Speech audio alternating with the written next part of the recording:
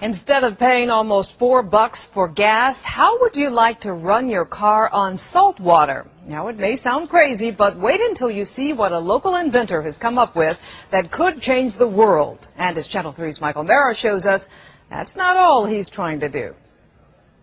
We need to get it to around 100 degrees. Retired TV station owner and broadcast engineer John Kansas was not looking for an answer to the energy crisis.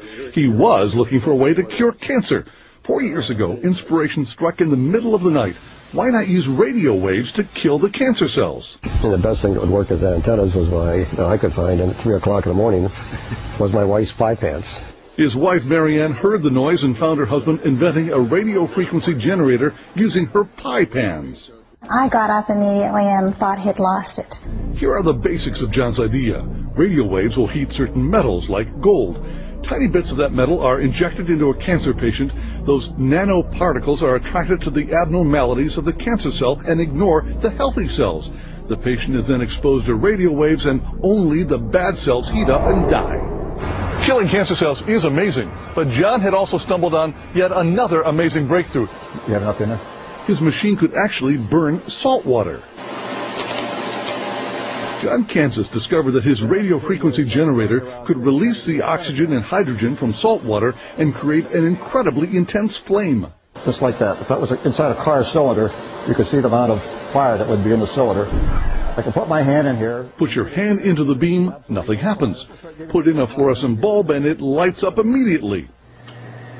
At the APV Company Laboratory in Akron, top engineers have checked out John's amazing invention and they were amazed. And we saw it go up to 1,500 degrees centigrade, the temperature. And it's incredible. This simple Stirling engine is running with the heat generated by the flames coming off that test tube. The fuel, nothing more than salt water. Oh, that could be a steam engine, a steam turbine. Could be a car engine if you wanted it to be.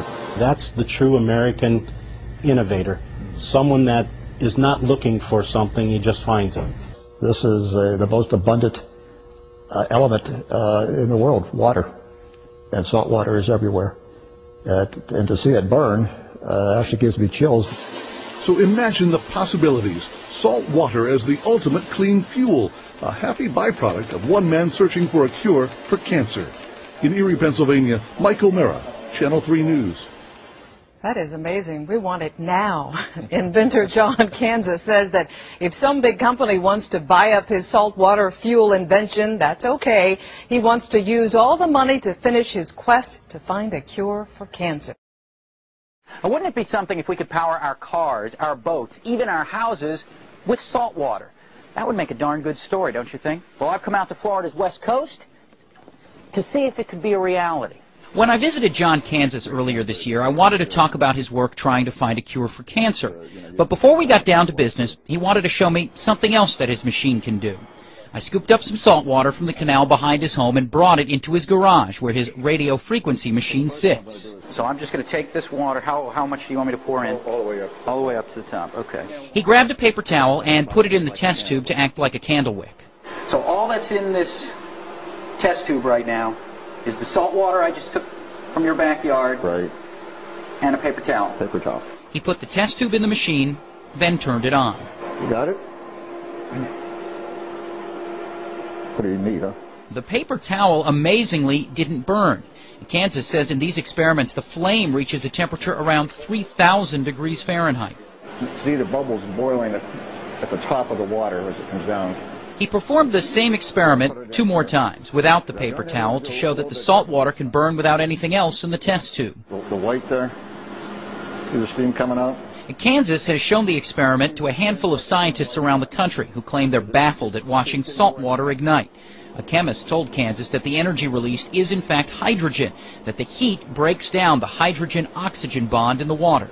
You could then take plain salt water out of the sea and put it in containers and produce a violent flame that could heat generators that do make electricity or provide other forms of energy. May 16, 2007. Engineers working with Kansas in Erie, Pennsylvania are trying to harness the energy.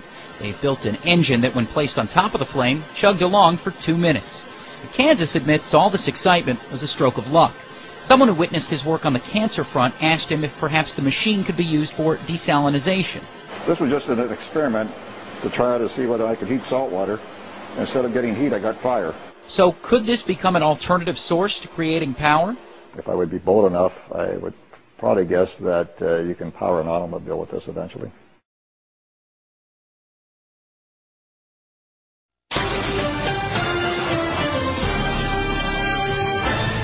John Kansas may have found a possible cure for cancer, and now he may have found a way to solve the world's energy problems as well. WSCE Newswatch reporter Kelly Curran is live in the newsroom with details.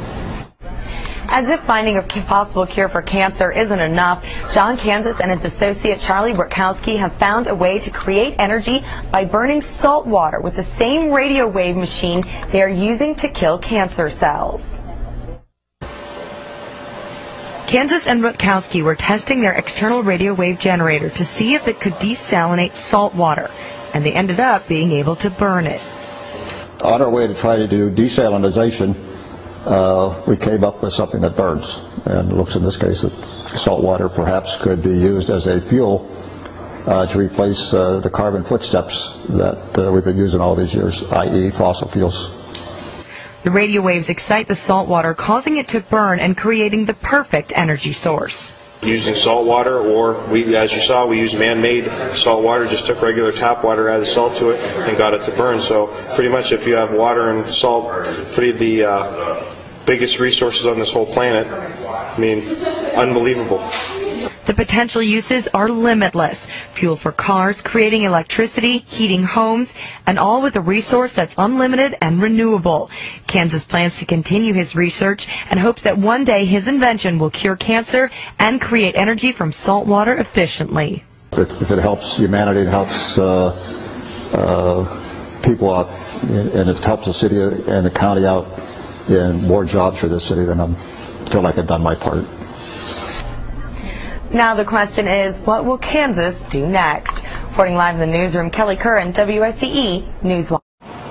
He already may be on the path to finding a treatment for cancer. Now Erie inventor John Kansas could have discovered a way to produce alternative fuels. This afternoon, Kansas demonstrated how he was able to convert salt water to fuel. As Kim Thomas explains, this theory could someday impact the entire world.